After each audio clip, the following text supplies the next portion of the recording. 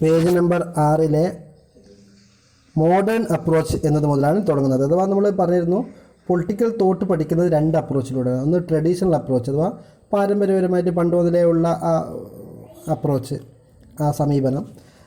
മറ്റൊന്ന് മോഡേൺ, ആധുനികം അഥവാ ശാസ്ത്രീയമായ രീതിയിലുള്ള സമീപനം. ഇതാണ് പൊളിറ്റിക്കൽ തോട്ട് പഠിക്കാനുള്ള 2ാമത്തെ രീതി.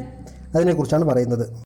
പഴയ രീതിയിലായിരുന്നു ഇതുവരെ പഠിച്ചുകൊണ്ടിരുന്നത്. പക്ഷേ പിന്നീടുള്ള രാഷ്ട്രീയ ചിന്തകന്മാർ മനസ്സിലാക്കി പുതിയ ഒരു രീതിയിൽ അഥവാ പുതിയ ഒരു സമീപനത്തിലൂടെ നാം പൊളിറ്റിക്സ് പഠിക്കൽ അത്യാവശ്യമാണ് എന്നവർക്ക് തോന്നി. കാരണം ആ പാരമ്പര്യമായ രീതിയിൽ പഠിക്കുമ്പോൾ ചില വ്യക്തികൾ എന്ന് പറഞ്ഞാൽ രാഷ്ട്രീയ പ്രകൃതത്തെ തന്നെ അല്ലെങ്കിൽ രാഷ്ട്രീയത്തിനെ തന്നെ ഒന്ന് പുനർനിർണയിക്കുക അല്ലെങ്കിൽ മാറ്റം വരുത്തുകയൊക്കെ ചെയ്തിരിക്കുന്ന വ്യക്തികളുണ്ട്. ആ വ്യക്തികളുടെ പങ്കിനെക്കുറിച്ച് മനസ്സിലാക്കാൻ നല്ല രൂപത്തിൽ മനസ്സിലാക്കാൻ പഴയ രീതിയിൽ കഴിയുന്നില്ല. ചില വ്യക്തികൾ രാഷ്ട്രീയപരമായ പ്രകൃതത്തെ തന്നെ, രാഷ്ട്രീയത്തിൻ്റെ പ്രകൃതത്തെ തന്നെ മാറ്റം വരുത്തിയ ആൾക്കാരുണ്ട്. അതുപോലെ മാറ്റം വരുത്തുന്ന മാത്രമല്ല അതിനൊരു രൂപം ഉണ്ടാക്കി കൊടുത്ത ആൾക്കാരുണ്ട്. വലിയ വലിയ രാഷ്ട്രീയ ചിന്തകന്മാർ, രാഷ്ട്രീയ നേതാക്കന്മാർ. അവരെക്കുറിച്ച് അങ്ങനെയുള്ള വ്യക്തികളെക്കുറിച്ച് പഠിക്കുക എന്നുള്ളത് ആ പാരമ്പര്യം അല്ലെങ്കിൽ ട്രഡീഷണൽ അപ്രോച്ചിൽ നല്ല രൂപത്തിൽ നടക്കുന്നില്ല എന്ന് പിൽക്കാലത്തുള്ള രാഷ്ട്രീയ ചിന്തകന്മാർ മനസ്സിലാക്കി. ദേശീയവും അന്തർദേശീയവുമായ രാഷ്ട്രീയത്തിൽ ചില വ്യക്തികൾ വളരെയധികം പ്രധാനപ്പെട്ട കാര്യങ്ങളൊക്കെ ചെയ്തിട്ടുണ്ട് എന്നുള്ളത് യാഥാർത്ഥ്യമാണ്. എന്നാൽ പാരമ്പര്യപരമായിട്ടുള്ള ആ രീതി ഉണ്ടല്ലോ, ട്രഡീഷണൽ അപ്രോച്ച്, അതിൽ സത്യത്തിൽ വ്യക്തികളെക്കുറിച്ചല്ല മറിച്ച് സ്ഥാപനങ്ങളെക്കുറിച്ചാണ് വിശദീകരണം നടത്തുന്നത്. സ്ഥാപനങ്ങൾ എങ്ങനെയാണ് ഉയർന്നു വന്നതൊക്കെയാണ് അതിൽ പഠിക്കുന്നത്. ഈ പോരായ്മ പരിഹരിക്കുന്നതിന് വേണ്ടി പുതിയ പുതിയ രാഷ്ട്രീയ ചിന്തകന്മാർ പല രൂപത്തിലുള്ള രീതികളും സമീപനങ്ങളും വേണമെന്ന് ആവശ്യപ്പെട്ടു. പക്ഷെ അതിൽ ശാസ്ത്രീയമായി നല്ല വ്യക്തമായ കാഴ്ചപ്പാടോടെയുള്ള സമീപനങ്ങൾ ഉണ്ടായിരുന്നു. അത്തരം സമീപനങ്ങളെയാണ് മോഡേൺ അപ്രോച്ചസ് അല്ലെങ്കിൽ ആധുനികപരമായ രാഷ്ട്രീയ പഠനത്തെക്കുറിച്ചുള്ള സമീപനം എന്ന് പറയുന്നത്. ശാസ്ത്രീയമായ സമീപനം എന്ന് അതിനാണ് പറയുന്നത്. ഈ മോഡേൺ അപ്രോച്ചസ് ഒക്കെ വസ്തുതകൾക്കടിസ്ഥാനമായുള്ള സമീപനമാണ്.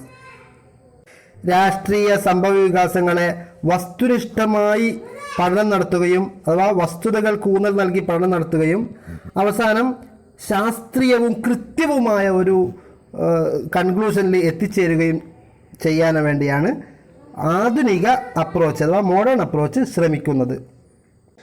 ഈ രീതിയാണ് ട്രഡീഷണൽ അപ്രോച്ചിൻ്റെ നോർമാറ്റീവിസം എന്ന് പറഞ്ഞാൽ ചില ആദർശത്തിനടിസ്ഥാനമായി പ്രവർത്തിക്കാറുള്ളത്. അതിനെ മാറ്റം വരുത്തി അഥവാ നോർമാറ്റീവിസം മാറ്റം വരുത്തി എംപിരിസിസം കൊണ്ടുവന്നത്. എംപിരിസിസം ഉദ്ദേശിക്കുന്നത് പ്രായോഗികമായി വിഷയങ്ങൾ അവതരിപ്പിക്കുക അല്ലെങ്കിൽ വിഷയങ്ങൾ പഠനം നടത്തുക, പ്രായോഗിക വശം എന്നതിനെ കൊണ്ടുവന്നു. അഥവാ നോർമാറ്റീവിസത്തിൻ്റെ സ്ഥാനത്ത് എംപിരിസിസം കൊണ്ടുവന്നത് ഈ ആധുനിക സമീപനമാണ്.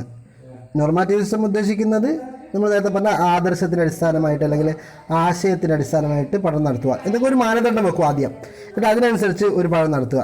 അതാണ് എംപിരിസിസം എന്ന് പറഞ്ഞാൽ പ്രായോഗികമായിട്ട് അല്ലെങ്കിൽ കാര്യങ്ങളെ എത്രത്തോളം നമുക്ക് അനുഭവപ്പെടുന്നുണ്ട് എന്ന് മനസ്സിലാക്കിയിട്ട് പഠനം നടത്തുക. അപ്പോൾ നോർമാറ്റീവിസത്തിന് പകരം എംപിരിസിസം കൊണ്ടുവന്നത് മോഡേൺ അപ്രോച്ചാണ്. അതുകൊണ്ട് തന്നെ മോഡേൺ അപ്രോച്ചിൽ പ്രധാനമായും ഉപയോഗിക്കുന്നത് നമുക്ക് ആവശ്യമായ വസ്തുതകളെ അല്ലെങ്കിൽ ഡാറ്റകളെ എംപിരിക്കലായി ഗവേഷണം നടത്തും. എംപിരിക്കൽ എന്ന് ഉദ്ദേശിക്കുന്നത് പ്രായോഗികമായ തലത്തിൽ അതിനെ പഠനം നടത്തും. അങ്ങനെ പഠനം നടത്തിയിട്ടാണ് ആശയങ്ങളിലേക്ക് അല്ലെങ്കിൽ തത്വങ്ങളിലേക്ക് മോഡേൺ അപ്രോച്ച് എത്തിച്ചേരുന്നത്. ഇനി 7ാമത്തെ പേജിൽ ഉള്ള കാര്യങ്ങളാണ് പറയുന്നത്. അതിൽ characteristics of modern approach, modern അപ്രോച്ചിൻ്റെ സ്വഭാവങ്ങൾ അല്ലെങ്കിൽ അതിലെ പോയിന്റുകൾ, എന്താണ് മോഡേൺ അപ്രോച്ച് എന്നതാണ് അടുത്ത പോയിന്റായി പറയുന്നത്. ഒന്നാമതായി എംപിരിക്കൽ ഡാറ്റ അഥവാ പ്രായോഗികമായി മനസ്സിലാക്കിയെടുക്കാൻ പറ്റുന്ന ഡാറ്റകൾ. ആ ഡാറ്റകളിൽ നിന്നാണ് ഒരു കൺക്ലൂഷനിലേക്ക് എത്തിച്ചേരാൻ വേണ്ടി ശ്രമിക്കുന്നത്.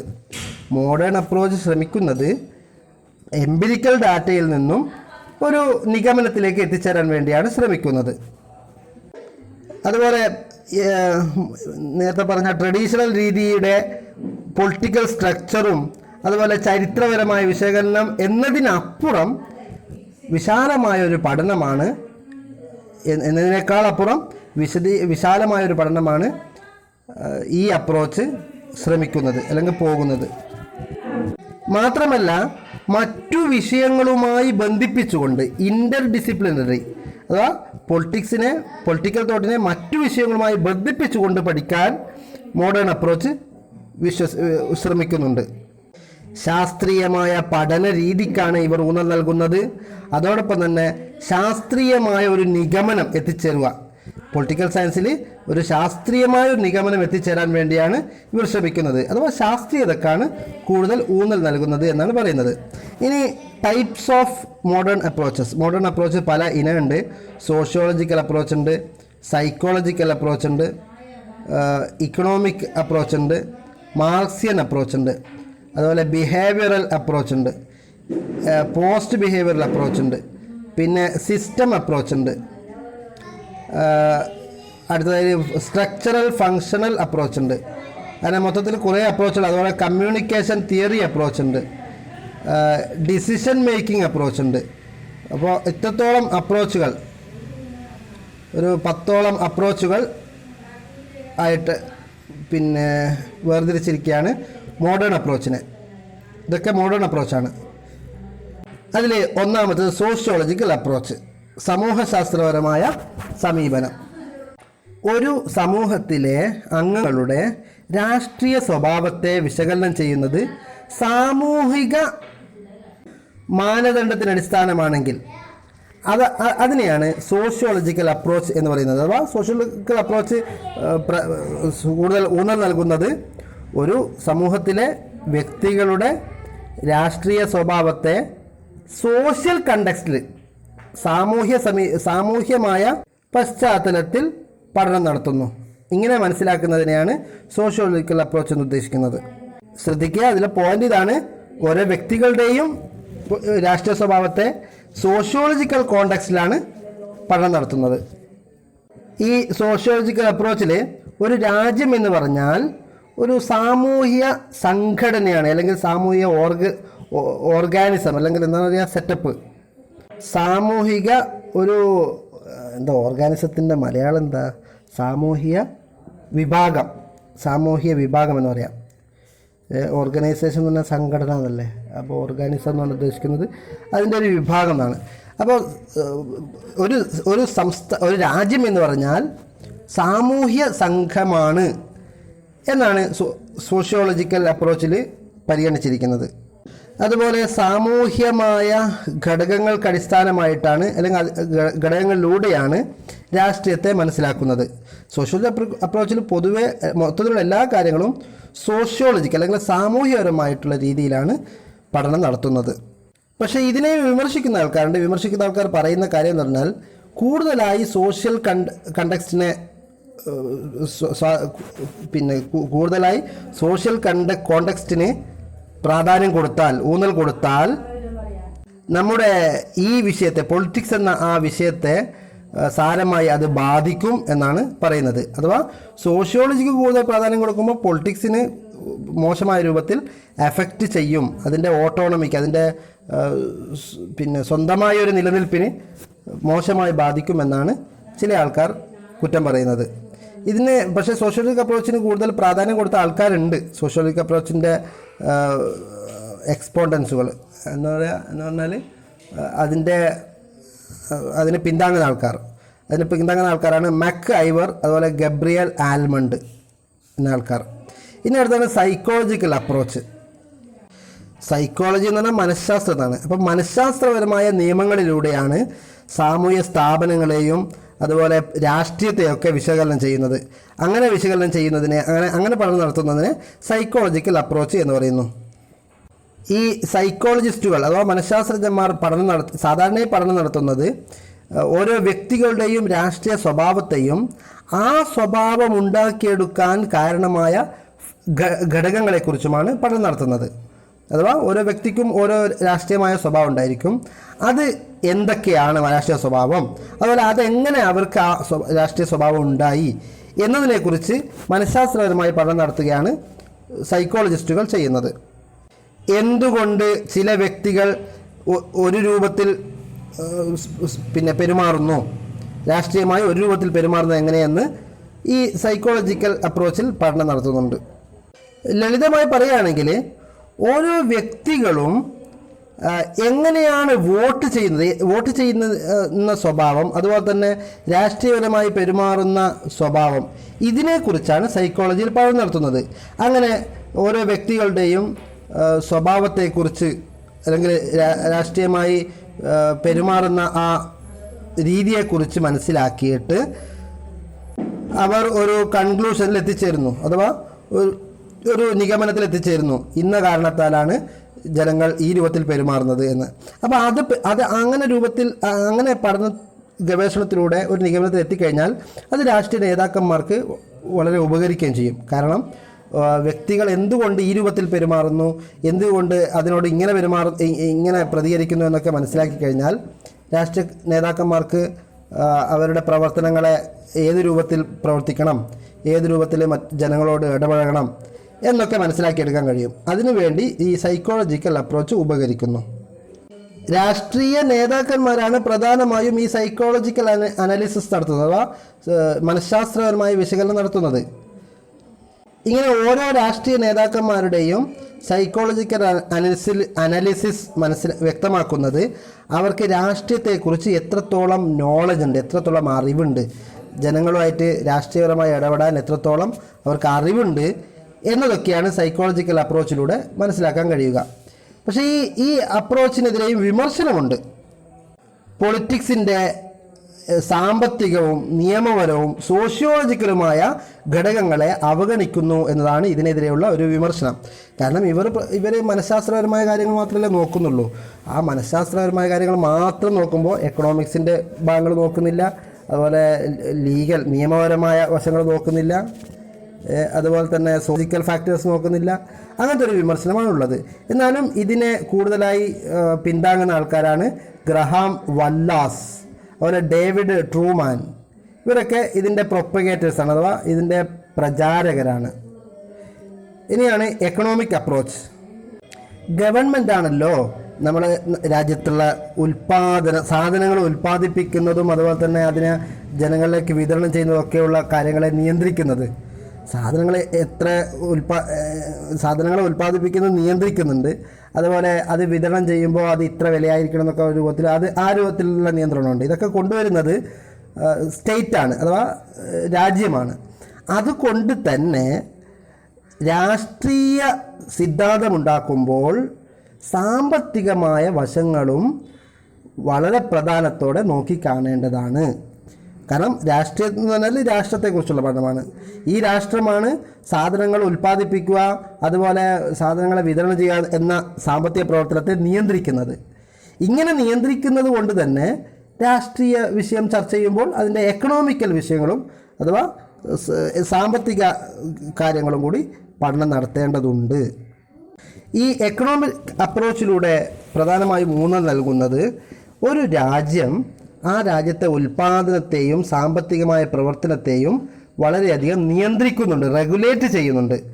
അത് സ്റ്റേറ്റിന് അഥവാ രാജ്യത്തിന് വളരെയധികം പങ്കുണ്ട് അങ്ങനെ നിയന്ത്രിക്കുന്നതിൽ എന്നതിലാണ് കൂടുതൽ ഊന്നൽ നൽകിയിരിക്കുന്നത്. അതുകൊണ്ട് തന്നെ ഒരു രാജ്യത്തിൻ്റെ രാഷ്ട്രീയ പ്രവർത്തനങ്ങളോട് സാമ്പത്തിക കാര്യങ്ങൾ വളരെയധികം ബന്ധപ്പെട്ടിരിക്കുന്നു എന്ന് കൂടി ഈ അപ്രോച്ച് പറയുന്നു. വ്യക്തികളുടെ രാഷ്ട്രീയവും സാമ്പത്തികവുമായ വിഷയങ്ങളെ പരസ്പരം ബന്ധിപ്പിക്കുക എന്നതാണ് ഈ അപ്രോച്ചിൻ്റെ പ്രധാന ലക്ഷ്യം. ഇതിനെതിരെയുള്ള വിമർശനം അത് തന്നെയാണ്. കാരണം സാമ്പത്തിക വിഷയങ്ങൾ മാത്രമേ ഈ അപ്രോച്ചിലൂടെ പഠനം നടത്തുന്നുള്ളൂ എന്നുള്ളതാണ് ഇതിനെതിരെയുള്ള ശക്തമായ വിമർശനം. സോഷ്യലോ അല്ലെങ്കിൽ സൈക്കോളജിക്കലോ ആയ ഘടകങ്ങളെ ഇത് അവഗണിക്കുന്നു എന്നതാണ് ഇതിൻ്റെ പ്രധാന പ്രശ്നമായി പറയുന്നത്. പക്ഷേ ഇതിനെ കൂടുതലായി പ്രചരിപ്പിച്ച അല്ലെങ്കിൽ ഇതിനെ സപ്പോർട്ട് ചെയ്ത ആൾക്കാരാണ് കാൾ മാർക്സും എംഗൽസും. ഫ്രെഡറിക് എംഗൽസ് ഇവരാണ് പ്രധാനമായും ഒരു രാഷ്ട്രീയത്തെ സാമ്പത്തിക വശത്തിലൂടെ നോക്കിക്കാണുന്നത്. ഇനി അടുത്തവിടെ മാർക്സിയൻ അപ്രോച്ച്. മുതലാളിത്ത സമ്പദ് വ്യവസ്ഥയ്ക്കും അതുപോലെ ഉദാര സമ്പദ് വ്യവസ്ഥയ്ക്കും പകരമായി ഉയർന്നു വന്ന ഒരു സംഭവമാണ് മാർക്സിസം. മാർക്സിസം എന്ന് ഉദ്ദേശിക്കുന്നത് മാർക്സിയൻ രീതി, കാൾ മാർക്സ് കൊണ്ടുവന്ന ഒരു രീതി. ഈ മാർക്സിയൻ അപ്രോച്ചിൽ സമൂഹത്തെ അടിസ്ഥാനപരമായി വർഗങ്ങളായി തിരിച്ചിരിക്കുകയാണ്. തൊഴിലാളി വർഗം, മുതലാളി വർഗം എന്ന രൂപത്തിൽ വർഗങ്ങളായി ഡിവൈഡ് ചെയ്തിരിക്കുകയാണ് സമൂഹത്തെ. എന്നിട്ട് മനുഷ്യന്മാരുടെ അഥവാ ജനങ്ങളുടെ ഗുണത്തിന് വേണ്ടിയുള്ള സാധ്യതകൾ എന്തൊക്കെ, ജനങ്ങളുടെ ഗുണം, എല്ലാവരുടെയും നന്മ, എല്ലാവർക്കും നല്ലത് ലഭിക്കുക, സാമ്പത്തികമായി പുരോഗതി ലഭിക്കുക, അല്ലെങ്കിൽ സാമ്പത്തികമായി ബെറ്റർമെൻറ്റ് ലഭിക്കുക എന്ന ആശയമാണ് കാൾ മാർക്സിൻ്റെ മാർക്സിയൻ അപ്രോച്ച് മുന്നോട്ട് വെക്കുന്നത്.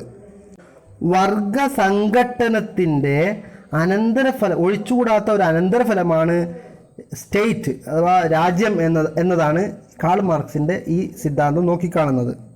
വർഗ സംഘടന അഥവാ തൊഴിലാളിയും മുതലാളികളും തമ്മിലുള്ള സംഘടനത്തെ നിയന്ത്രിക്കാൻ വേണ്ടിയുള്ള ഒരു സംഭവമാണ് സ്റ്റേറ്റ് എന്നാണ് കാൾ മാർക്സിൻ്റെ ചിന്താഗതി. ഇദ്ദേഹത്തിൻ്റെ ആശയത്തിലൂടെ പറയുന്നത്, ഇദ്ദേഹത്തിൻ്റെ സമീപനം എന്താണെന്ന് വെച്ചാൽ, രാഷ്ട്രീയത്തെ മനസ്സിലാക്കി കാണൽ ഒരു നാട്ടിലുള്ള അല്ലെങ്കിൽ ഒരു സമൂഹത്തിലുള്ള കോൺഫ്ലിക്റ്റ് അഥവാ സംഘട്ടനവും അതുപോലെ തന്നെ ആധിപത്യവും ഈ അടിസ്ഥാനത്തിൽ മാത്രമേ, അഥവാ ഒരു സമൂഹത്തിൽ സംഘട്ടനമുണ്ട്, വർഗ സംഘട്ടനമുണ്ട്, അതുപോലെ വർഗ ആധിപത്യമുണ്ട് എന്ന ഇതിൻ്റെ അടിസ്ഥാനത്തിൽ മാത്രമേ പൊളിറ്റിക്സിനെ മനസ്സിലാക്കാൻ കഴിയൂ എന്നാണ് കാൾ മാർക്സിൻ്റെ അപ്രോച്ചിൽ പറയുന്നത്. അഥവാ രാഷ്ട്രീയം എന്ന ആശയം തന്നെ വർഗ സംഘട്ടനത്തിലൂടെ വരുന്ന ആശയമായിട്ടാണ് ഇദ്ദേഹം കരുതുന്നത്. വർഗ സംഘട്ടനം, വർഗം ഏതാണെന്ന് മനസ്സിലായല്ലോ, തൊഴിലാളി വർഗം, മുതലാളി വർഗം എന്നീ വർഗങ്ങൾ തമ്മിലുള്ള സംഘടനത്തിലൂടെയാണ് രാഷ്ട്രീയം എന്ന ആശയം തന്നെ ഉണ്ടാകുന്നത് എന്നാണ് ഈ മാർക്സിയൻ അപ്രോച്ചിൽ പറയുന്നത്. സമൂഹത്തിൻ്റെ സാമ്പത്തിക ഘടനയ്ക്ക് മേലായി നിലനിൽക്കുന്ന ഒരു സൂപ്പർ സ്ട്രക്ചറിൻ്റെ ഭാഗമാണ് രാഷ്ട്രീയ ജീവിതം എന്നാണ് ഇതിൽ പറയുന്നത്. അഥവാ അതിൻ്റെ അടിസ്ഥാനമായിട്ടുള്ള കാര്യം സാമ്പത്തിക ഘടന തന്നെയാണ്, സമൂഹത്തിൻ്റെ സാമ്പത്തിക ഘടന തന്നെയാണ്. അതിൻ്റെ മേലെയാണ് പൊളിറ്റിക്കൽ ലൈഫ്, രാഷ്ട്രീയ ജീവിതം എന്നാണ് ഈ അപ്രോച്ച് പറയുന്നത്. ഇദ്ദേഹം രാഷ്ട്രീയത്തെയും അതുപോലെ ചരിത്രത്തെയൊക്കെ നോക്കിക്കാണുന്നത് സാമ്പത്തിക വിഷയത്തിലൂടെയാണ്. അഥവാ സാമ്പത്തികത്തിന് ഊന്നൽ നൽകുക, സമ്പത്തില്ലാത്ത അല്ലെങ്കിൽ തൊഴിലാളികളായ വർഗം അതുപോലെ മുതലാളിമാരായ വർഗം എന്ന രൂപത്തിൽ സമ്പത്തുള്ളവരും ഇല്ലാത്തവരും എന്ന രൂപത്തിൽ വേർതിരിച്ചാണ് കാര്യങ്ങളെ ഇദ്ദേഹം നോക്കിക്കാണുന്നത്. ഇദ്ദേഹം പറയുന്നത് ഈ ക്യാപിറ്റലിസ്റ്റുകൾ രാജ്യത്തിൻ്റെ സാമ്പത്തിക ഉൽപ്പാദനവും അതിൻ്റെ വിതരണമൊക്കെ നിയന്ത്രിക്കുന്നുണ്ട്. ആ നിയന്ത്രണത്തിലൂടെ വെറും രാഷ്ട്രീയത്തെ മാത്രമല്ല കൺട്രോൾ ചെയ്യുന്നത്, മറിച്ച് ആ സമൂഹത്തിൻ്റെ സോഷ്യൽ ആൻഡ് എക്കണോമിക്കൽ ഘടന വരെ, ഒരു സമൂഹത്തിൻ്റെ സാമ്പത്തികവും സാമൂഹികവുമായ ഘടന വരെ നിയന്ത്രിക്കുന്നുണ്ട്, മുതലാളിമാർ നിയന്ത്രിക്കുന്നുണ്ട് എന്ന് ഇദ്ദേഹം പറയുന്നു. അഥവാ മുതലാളിമാരെ കുറ്റപ്പെടുത്തിക്കൊണ്ടാണ് പറയുന്നത്. അവർ വെറും രാഷ്ട്രീയത്തിൽ മാത്രമല്ല ജനങ്ങളുടെ സാമ്പത്തികവും സാമൂഹികവുമായ വിഷയങ്ങളെയും കൂടി നിയന്ത്രിക്കുന്നുണ്ട് എന്ന് കാൾ മാർക്സ് പറയുന്നു. അപ്പോൾ ഇദ്ദേഹം കൂടുതൽ പ്രാധാന്യം നൽകുന്നത്, കൂടുതൽ ഊന്നൽ നൽകുന്നത് ഒരു മനുഷ്യൻ്റെ ഒരു സമൂഹത്തിൻ്റെ ജീവിതത്തിലെ സാമ്പത്തികമായ വിഷയങ്ങളെക്കുറിച്ചാണ്. ഇദ്ദേഹം പറയുന്നത് ഒരു സമൂഹത്തിൻ്റെ ഏത് പ്രവർത്തനവും സാമ്പത്തികവുമായി ചുറ്റിപ്പറ്റി നിൽക്കുന്നതാണ്. സാമൂഹികമായാലും രാഷ്ട്രീയപരമായാലും ഒരു സമൂഹത്തിലെ എല്ലാ പ്രവർത്തനവും നിലനിൽക്കുന്നത് അവിടുത്തെ സാമ്പത്തിക പ്രവർത്തനങ്ങളുടെ അടിസ്ഥാനത്തിലാണ്. ഇതിനെതിരെ ചില വിമർശനങ്ങളുണ്ട്. ആ വിമർശനം ഇതുതന്നെയാണ്. ഈ കാൾ മാർക്സിൻ്റെ മാർക്സിയൻ അപ്രോച്ചിൽ കൂടുതലായിട്ടും എക്കണോമിക് ഫാക്ടേഴ്സിനാണ് കൂടുതൽ പ്രാധാന്യം നൽകിയിരിക്കുന്നത്. അതേസമയം മറ്റുള്ള പ്രധാനപ്പെട്ട ഫാക്ടേഴ്സിനെ അവഗണിക്കുകയാണ് ചെയ്യുന്നത് എന്ന് ഒരു വിമർശനം വരുന്നുണ്ട്. അതേസമയം ഇതിനെ കൂടുതലായി പ്രാധാന്യം കൊടുത്ത് ഇതിന് പ്രചാരണം കൊടുത്ത ആൾക്കാരാണ് ലെനിൻ, മാവോ സേതുങ്, അന്റോണിയോ ഗ്രാമസി തുടങ്ങിയ ആൾക്കാരൊക്കെ. ഇനി അടുത്തത് ബിഹേവിയറൽ അപ്രോച്ചാണ്. ബിഹേവിയർ എന്ന് പറഞ്ഞാൽ സ്വഭാവം എന്നർത്ഥം. അഥവാ രാഷ്ട്രീയ സ്വഭാവത്തിനാണ് ബിഹേവിയറൽ അപ്രോച്ച് ഊന്നൽ നൽകിയിരിക്കുന്നത്. മനുഷ്യന്മാരുടെ താല്പര്യങ്ങളെയും അവരുടെ പെരുമാറ്റത്തെയും രാഷ്ട്രീയ പശ്ചാത്തലത്തിൽ പഠനം നടത്തുകയാണ് ബിഹേവിയറൽ അപ്രോച്ചിലൂടെ ശ്രമിക്കുന്നത്. ഫോർമാലിസത്തിനും നോർമാറ്റിവിസത്തിനും പ്രാധാന്യം കൊടുക്കാതെ അല്ലെങ്കിൽ അതിന് ഊന്നൽ നൽകാതെ പൊളിറ്റിക്കൽ ബിഹേവിയറിനെ പഠിക്കാൻ വേണ്ടി പൊളിറ്റിക്കൽ ബിഹേവിയറിന് ഊന്നൽ നൽകുന്ന അല്ലെങ്കിൽ രാഷ്ട്രീയ സ്വഭാവത്തിന് ഊന്നൽ നൽകുന്ന ഒരു രീതിയാണ് ഈ അപ്രോച്ചിലൂടെ പഠനം നടത്തുന്നത്. ഫോർമാലിസം എന്ന് പറഞ്ഞാൽ രൂപങ്ങൾക്ക് പ്രാധാന്യം നൽകുക, അഥവാ രൂപത്തിന് പ്രാധാന്യം നൽകുന്ന ഒരു രീതിക്കാണ് ഫോർമാലിസം എന്ന് പറയുക. നോർമാറ്റീവ്സ് എന്ന് പറഞ്ഞാൽ ആദർശത്തിന് അല്ലെങ്കിൽ മൂല്യങ്ങൾക്ക് പ്രാധാന്യം നൽകുന്ന ഓരോ മാനദണ്ഡം ഉണ്ടാവില്ല, ഓരോ ആദർശങ്ങൾ, ആ ആദർശങ്ങൾക്ക് പ്രാധാന്യം നൽകുന്നതിനാണ് നോർമാറ്റീവ്സ് എന്ന് പറയുക. അപ്പോൾ അതിനൊന്നും പ്രാധാന്യം നൽകാതെ പൊളിറ്റിക്കൽ സ്റ്റഡിയിൽ രാഷ്ട്രീയ സ്വഭാവത്തിന് പ്രാധാന്യം നൽകുകയാണ് ഈ ബിഹേവിയറൽ അപ്രോച്ചിൽ ശ്രമിക്കുന്നത്. മനുഷ്യന്മാരുടെ എല്ലാ സ്വഭാവങ്ങളൊന്നും നമുക്ക് നോക്കിക്കാണാൻ പറ്റില്ല. നമുക്ക് നിരീക്ഷിക്കാൻ പറ്റുന്ന ജനങ്ങളുടെ സ്വഭാവങ്ങൾ, ജനങ്ങളുടെ നിരീക്ഷിക്കാൻ പറ്റുന്ന സ്വഭാവങ്ങളുണ്ട്. ആ സ്വഭാവത്തിന് അടിസ്ഥാനമായിട്ടാണ് ബിഹേവിയറൽ അപ്രോച്ച് ഉള്ളത്. മാത്രമല്ല അങ്ങനെ മനുഷ്യന്മാരുടെ സ്വഭാവത്തിൽ നിന്ന് നിരീക്ഷണം നടത്തുമ്പോൾ ലഭിക്കുന്ന അല്ലെങ്കിൽ മനുഷ്യന്മാരുടെ സ്വഭാവങ്ങളെക്കുറിച്ച് പഠനം നടത്തുമ്പോൾ ലഭിക്കുന്ന ഡാറ്റകളെ ശാസ്ത്രീയപരമായും പ്രായോഗികപരമായും പരിശോധന നടത്തുകയും ചെയ്യുന്നു. ഇതിൽ മൂല്യങ്ങൾ പഠനം നടത്തുക, മൂല്യങ്ങൾക്ക് അടിസ്ഥാനമായി പഠനം നടത്തുക എന്ന രീതി എടുക്കുന്നില്ല. പഴയ ട്രഡീഷണൽ രീതിയിൽ മൂല്യങ്ങൾക്കാണ് പ്രാധാന്യം നൽകിയിരുന്നത്. എന്നാൽ ആ രീതിയിലേക്ക് ഇത് നോക്കുന്നില്ല. ഇതിനെ വിമർശിക്കുന്നവർ പറയുന്നത് എന്താണെന്ന് വെച്ചാൽ ഈ രീതി അഥവാ ബിഹേവിയറൽ അപ്രോച്ച് എന്നുള്ളത് ശാസ്ത്രീയ രീതിയിലെ തെറ്റായ ഒരു കൺസെപ്റ്റാണ്, അഥവാ തെറ്റായ ഒരു ആശയമാണ് ബിഹേവിയറൽ അപ്രോച്ച് എന്നാണ് ഇതിനെ വിമർശിക്കുന്നവർ പറയുന്നത്. ഇതിനെ അനുകൂലിക്കുന്ന ആൾക്കാരാണ് David Easton, Robert A Dahl, Harold Lasswell, Karl Deutsch തുടങ്ങിയ ആൾക്കാരാണ് ബിഹേവിയറൽ അപ്രോച്ചിന് പ്രാധാന്യം നൽകിയിരിക്കുന്നത്. ഈ ബിഹേവിയറിസത്തിൻ്റെ ഒരു പോരായ്മ എന്ന് പറയാൻ പറ്റുന്നത് എല്ലാ സ്വഭാവങ്ങളും മെഷർ ചെയ്ത് എടുക്കാൻ പറ്റില്ല. അഥവാ ഒരാളുടെ സ്വഭാവത്തെയും ഇത്രയാണ് എന്ന രൂപത്തിൽ കണക്കാക്കി എടുക്കാൻ പറ്റില്ല. സാമ്പത്തിക കാര്യങ്ങളൊക്കെ കണക്കാക്കാൻ പറ്റില്ല. ഒരു രാജ്യത്ത് സാമ്പത്തിക പുരോഗതി ഇത്ര അളവാണ് എന്നൊക്കെ പറഞ്ഞ് കണക്കാക്കി എടുക്കാൻ പറ്റും. അതേസമയം ഓരോ വ്യക്തികളുടെ സ്വഭാവം ഇത്ര എണ്ണമാണ് എന്ന രൂപത്തിൽ കണക്കാക്കി എടുക്കാൻ പറ്റുന്നതല്ല സ്വഭാവം. അതൊരു പോരായ്മയാണ് ഈ ബിഹേവിയറൽ അപ്രോച്ചിൻ്റെ. അതുപോലെ തന്നെ ശാസ്ത്രീയതയ്ക്ക് വേണ്ടി കൂടുതൽ ശാസ്ത്രീയ തത്വങ്ങൾ ഉണ്ടാക്കേണ്ടി വരുന്ന അവസ്ഥ വരുന്നുണ്ട്.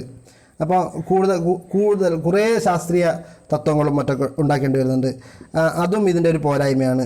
അതുപോലെ കൃത്യമായ ഒരു ഒബ്ജക്റ്റിവിറ്റി, എന്താണ് പറയുക, ഒരു പോയിന്റിൽ എത്തിച്ചേരുക, കൃത്യമായ ഒരു പോയിന്റിൽ എത്തിച്ചേരുക എന്ന വിഷയത്തിലും ഇതിന് കഴിയുന്നില്ല എന്ന ഒരു പോരായ്മ കൂടി ഇതിനുണ്ട്. അപ്പോൾ ഇത്തരം പോരായ്മകൾ കൂടി ബിഹേവിയറലിസത്തിന് പറയുന്നുണ്ട്.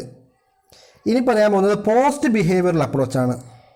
ബിഹേവിയറൽ അപ്രോച്ചിനെ നിഷേധിച്ചുകൊണ്ട്, അഥവാ ബിഹേവിയറൽ അപ്രോച്ച് ശരിയല്ല എന്ന് പറഞ്ഞുകൊണ്ട് വന്ന ഒരു അപ്രോച്ചാണ് പോസ്റ്റ് ബിഹേവിയറൽ അപ്രോച്ച്. സമൂഹത്തിൻ്റെ യാഥാർത്ഥ്യത്തെ ബിഹേവിയറലിസത്തിന് മനസ്സിലാക്കാൻ കഴിയുന്നില്ല, അല്ലെങ്കിൽ സമൂഹത്തിൻ്റെ യാഥാർത്ഥ്യവുമായി ബിഹേവിയറലിസത്തിന് ബന്ധം നഷ്ടപ്പെട്ടിരിക്കുന്നു എന്നത് കാരണത്താലാണ് പോസ്റ്റ് ബിഹേവിയറലിസ്റ്റുകൾ ഉയർന്നു വന്നത്. കാരണം കൂടുതലായും ടെക്നിക്കുകളിൽ ഊന്നൽ നൽകുകയാണ് ബിഹേവിയറലിസം ചെയ്യുന്നത്. ടെക്നിക്കുകൾ ഓരോ മനുഷ്യന്മാരുടെ സ്വഭാവത്തെക്കുറിച്ച് പഠനം നടത്തുമ്പോൾ അതിൻ്റെതായ ടെക്നിക്കുകൾ, അപ്പോൾ ഓവർ എംഫസിസ് ഓൺ ടെക്നിക്സുകളിൽ കൂടുതൽ പ്രാധാന്യം നൽകുന്നതാണ് ബിഹേവിയറലിസത്തിൻ്റെ ഒരു മോശവശമായി കണ്ടത്. അതിന് പകരമായി ഉയർന്നു വന്ന പുതിയൊരു രീതിയാണ് പോസ്റ്റ് ബിഹേവിയറൽ അപ്രോച്ച്. അതിന് നമുക്കൊരു രൂപത്തിൽ പറയാം, ബിഹേവിയറലിസത്തിന് കുറേ പരിഷ്കരണങ്ങൾ കൊണ്ടുവന്ന്, അഥവാ ബിഹേവിയറലിസത്തിനെ പരിഷ്കരിച്ച ഒരു രൂപമാണ് പോസ്റ്റ് ബിഹേവിയറലിസം എന്ന് നമുക്ക് പറയാൻ പറ്റും. മനുഷ്യന്മാരുടെ രാഷ്ട്രീയവും സാമൂഹികവുമായ ജീവിതത്തിൽ കുറേ പ്രശ്നങ്ങൾ ഉണ്ടെന്നും ആ പ്രശ്നങ്ങൾ എന്തൊക്കെയാണെന്ന് മനസ്സിലാക്കുക, അതുപോലെ അതിനെ പരിഹരിക്കുക, ആ പ്രശ്നങ്ങളെ സോൾവ് ചെയ്യുക, ഇതിന് ഊന്നൽ നൽകുകയാണ് ഈ പറഞ്ഞ പുതിയ രീതിയായ പോസ്റ്റ് ബിഹേവിയറലിസം കൊണ്ട് ഉദ്ദേശിക്കുന്നത്. സാമൂഹ്യ പ്രശ്നങ്ങളെ പരിഹരിക്കാൻ വേണ്ടി പല മാർഗങ്ങളുണ്ട്. ആ പല മാർഗങ്ങളും കണ്ടെത്തുക, വ്യത്യസ്തമായ മാർഗങ്ങൾ കണ്ടെത്തുക. ഒന്നുകൊണ്ട് കഴിയുന്നില്ലെങ്കിൽ വ്യത്യസ്തമായ പകരം വെക്കാൻ പറ്റുന്ന മറ്റൊരു രീതി കണ്ടെത്തുക. പ്രശ്നങ്ങളെ പരിഹരിക്കാനുള്ള പ്രാധാന്യം കൊടുക്കുക എന്നതാണ് ബിഹേവിയറൽ അപ്രോച്ച് കൊണ്ട് ബിഹേവിയറൽ അപ്രോച്ച് പ്രാധാന്യം നൽകുന്നത്. അപ്പോൾ നമുക്കൊരു കാര്യം മനസ്സിലാക്കാൻ പറ്റും. പോസ്റ്റ് ബിഹേവിയറൽ അപ്രോച്ച് പ്രാധാന്യം നൽകുന്നത് പൊളിറ്റിക്കൽ സയൻസിന് എന്ന് പറഞ്ഞാൽ സമൂഹത്തിന് വേണ്ടി പ്രവർത്തിക്കുക, അല്ലെങ്കിൽ സമൂഹത്തിന് പ്രാധാന്യം നൽകുക എന്നുള്ളതാണ് പൊളിറ്റിക്കൽ സയൻസിൻ്റെ ലക്ഷ്യം എന്ന് ബിഹേവിയറൽ അപ്രോച്ച് സ്ഥാപിച്ചെടുക്കുന്നു. സമൂഹം നേരിടുന്ന പ്രശ്നങ്ങൾ കണ്ടെത്തലും അതിൻ്റെ പ്രതിവിധിക്ക് വേണ്ടി പ്രവർത്തിക്കുകയും ചെയ്യുക എന്നുള്ളതാണ് ബിഹേവിയറലിസത്തിൻ്റെ പ്രധാനപ്പെട്ട സ്ലോഗൻസ്, മുദ്രാവാക്യങ്ങൾ. പ്രായോഗികമായി നടപ്പിലാക്കാൻ പറ്റുന്ന അറിവുകളും അതിനിവിടെ പ്രായോഗികമായി നടപ്പിലാക്കുകയും ചെയ്യുക എന്നുള്ളതാണ് ബിഹേവിയറൽ അപ്രോച്ച് നടത്തുന്ന പരിശ്രമം.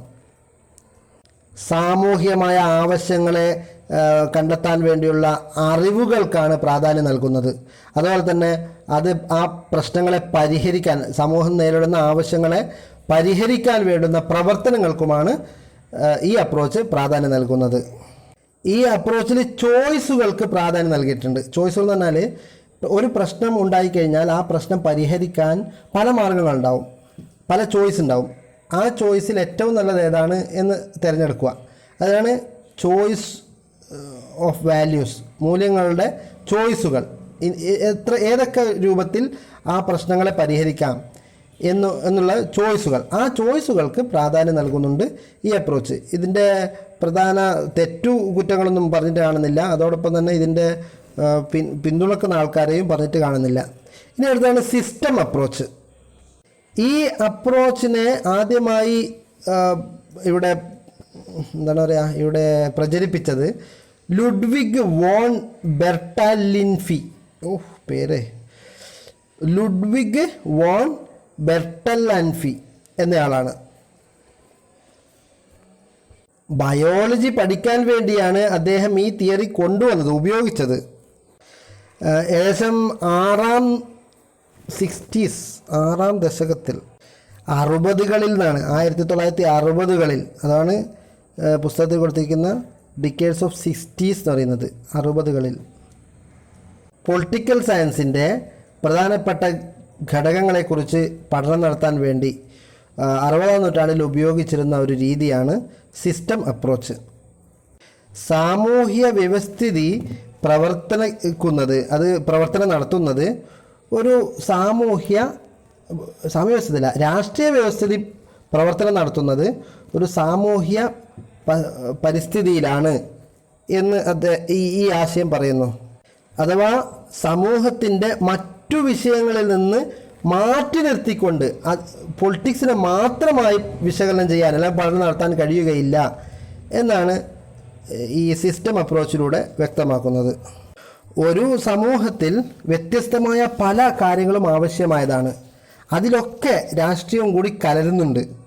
ഉദാഹരണം പറയുകയാണെങ്കിൽ ഓരോ ആൾക്കാർക്ക് ജോലിക്ക് റിസർവേഷൻ കൊടുക്കുക, ചില ആൾക്കാർക്ക്, ചില ഗ്രൂപ്പുകൾക്ക് തൊഴിലിന് പ്രാധാന്യം കൊടുക്കുക, അതുപോലെ തൊഴിൽ ചെയ്യുന്നവർക്ക് മിനിമം കൂലി, അതുപോലെ നല്ല ജോലി ചെയ്യാനുള്ള നല്ല സൗകര്യങ്ങൾ തുടങ്ങിയവ കൊടുക്കുക, അതുപോലെ നല്ല യാത്രാ സൗകര്യം കൊടുക്കുക, അതുപോലെ നല്ല ആരോഗ്യ പരിപാലനം കൊടുക്കുക, ആരോഗ്യ സേവനം കൊടുക്കുക തുടങ്ങിയതൊക്കെ ഒരു സമൂഹത്തിൻ്റെ ആവശ്യമാണ്. ഈ ആവശ്യത്തിൽ നിന്നും പൊളിറ്റിക്സിനെ വേർതിരിച്ചെടുക്കാൻ പറ്റില്ല, മറിച്ച് അതിൽ രാഷ്ട്രീയവും കൂടി കലർന്നിട്ടുണ്ട് എന്നാണ് സിസ്റ്റം അപ്രോച്ചിൽ പറയുന്നത്. ഇങ്ങനെ പല ആവശ്യങ്ങളുണ്ട്, ആ പല ആവശ്യങ്ങളെയും പല രീതിയിലാണ് സപ്പോർട്ട് ചെയ്യുന്നത്. ഇത്തരം പല ആവശ്യങ്ങളും ഒരു പരിസ്ഥിതിയിൽ, ഒരു സമൂഹത്തിൽ ഉയർന്നു വരികയും അവിടുത്തെ ഗവൺമെൻറ് രാഷ്ട്രീയപരമായി അതിൽ ഇടപെടുകയും അതിൽ ചിലതിന് ഗവൺമെൻറ് സപ്പോർട്ടിൽ നിന്ന് പിന്നെ അതിന് വേണ്ടുന്ന കാര്യങ്ങളൊക്കെ ചെയ്തു കൊടുക്കും. ചിലതിനെ തള്ളിക്കളയുകയും ചെയ്യും. കാരണം എല്ലാ ആവശ്യങ്ങളും ഗവൺമെൻറ് അനുവദിച്ചു കൊടുക്കുക എന്ന് പറഞ്ഞാൽ നടക്കുന്ന കാര്യമല്ലല്ലോ. അപ്പോൾ ഗവൺമെൻറ് അഥവാ രാഷ്ട്രീയ നേതൃത്വം ഈ ആവശ്യങ്ങളെയൊക്കെ പരിഗണിക്കുകയും അതിൽ ചിലതിന് അനുവാദം കൊടുക്കുകയും അതിന് വേണ്ടുന്ന സഹായ സഹകരണങ്ങൾ ചെയ്തു കൊടുക്കുകയൊക്കെ ചെയ്യും. അതിനുവേണ്ടി ഗവൺമെൻറ് കുറേ നയങ്ങൾ രൂപീകരിക്കുന്നു, തീരുമാനങ്ങൾ എടുക്കുന്നു, നിയമങ്ങൾ ഉണ്ടാക്കുന്നു, ചട്ടങ്ങൾ ഉണ്ടാക്കുന്നു, അതിനനുസരിച്ച് പിന്നെ നിയന്ത്രണങ്ങളൊക്കെ കൊണ്ടുവരുന്നു. ഈ രൂപത്തിലൊക്കെ പ്രവർത്തിച്ച് സമൂഹത്തിൻ്റെ ആവശ്യങ്ങളെ നിറവേറ്റാൻ വേണ്ടി രാഷ്ട്രീയ മേധാവിത്വം ശ്രമിക്കുന്നു. അപ്പോൾ രാഷ്ട്രീയം എന്നുള്ളത് വെറും രാഷ്ട്രീയ പ്രവർത്തനം മാത്രമല്ല, മറ്റുള്ള എല്ലാ പ്രവർത്തനങ്ങളുമായി ഇഴചേർന്നതാണ് എന്നാണ് ഇതിലൂടെ പറയുന്നത്. അപ്പോൾ സമൂഹത്തിൻ്റെ കുറേ ആവശ്യങ്ങളൊക്കെ വീടുമ്പോൾ വീണ്ടും പുതിയ ആവശ്യങ്ങൾ ഉയർന്നു വരും. ആ പുതിയ ആവശ്യങ്ങളിൽ ഗവൺമെൻറ് ഇടപെടുകയും അതിനെ ചെയ്യാൻ പറ്റുന്ന കാര്യങ്ങൾ ചെയ്തു കൊടുക്കും, അല്ലാത്തവ തള്ളിക്കളയും, അതിനുവേണ്ടി നിയമങ്ങൾ ഉണ്ടാക്കും, തത്വങ്ങളും ചട്ടങ്ങളൊക്കെ ഉണ്ടാക്കും. അപ്പോൾ വീണ്ടും ജനങ്ങളുടെ ആവശ്യങ്ങൾ കുറേയൊക്കെ നിറവേറ്റപ്പെടും, പിന്നീട് വേറെ ആവശ്യങ്ങൾ ഉയർന്നു വരും. അങ്ങനെ ഇതൊരു സൈക്ലിക്കലായ ഒരു പ്രവർത്തനം. സൈക്ലിക്കൽ എന്ന് പറഞ്ഞാൽ ഒന്ന് ചെയ്ത് പിന്നെ അത് കാരണത്താൽ മറ്റൊന്നുണ്ടായി, അത് കാരണത്താൽ വേറൊന്നുണ്ടായി, അങ്ങനെ കറങ്ങി വരിക. ഇപ്പം ഈ രൂപത്തിൽ രാഷ്ട്രീയം എന്നത് അഥവാ പൊളിറ്റിക്സ് എന്നുള്ളത് ജനങ്ങളുടെ മൊത്തത്തിലുള്ള ജീവിതവുമായി, മൊത്തത്തിലുള്ള എല്ലാ കാര്യങ്ങളുമായി ബന്ധിച്ചതാണ് എന്നാണ് സിസ്റ്റം അപ്രോച്ച് പറയുന്നത്. അപ്പോൾ രാഷ്ട്രീയത്തെക്കുറിച്ച് പഠനം നടത്തുമ്പോൾ നമുക്ക് ഈ രീതിയിലൊക്കെ പഠിക്കേണ്ടതുണ്ട്. ഈ സിസ്റ്റം അപ്രോച്ചിലൂടെ പഠിക്കുകയാണെങ്കിൽ നമുക്ക് സമൂഹത്തിൻ്റെ ആവശ്യങ്ങളെയും അത് ഏതൊക്കെ നടപ്പിലാക്കാൻ പറ്റുന്നതാണ്, ഏതൊക്കെ നടപ്പിലാക്കാൻ പറ്റാത്തതാണെന്നൊക്കെ പറഞ്ഞ് അതൊക്കെ പഠനം നടത്തേണ്ടതുണ്ട്. ഇനി അടുത്തതാണ് സ്ട്രക്ചറൽ ഫങ്ഷണൽ അപ്രോച്ച്. അത് അടുത്ത ക്ലിപ്പിൽ വിടാം.